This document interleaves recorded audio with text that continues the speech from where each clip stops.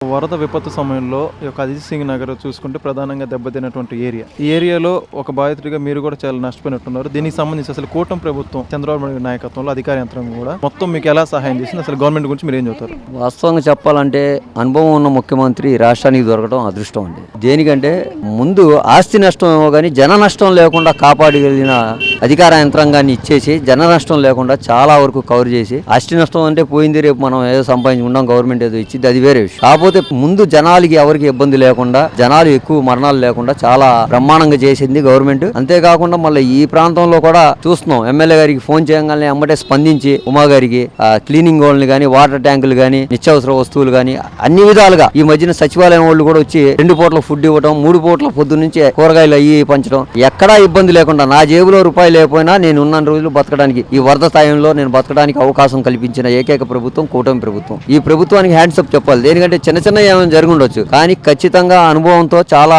ముందు చూపుతో ప్రజలు ఇబ్బంది పడకుండా చేసిన ఏకైక ముఖ్యమంత్రి నారా చంద్రబాబు నాయుడు గారు.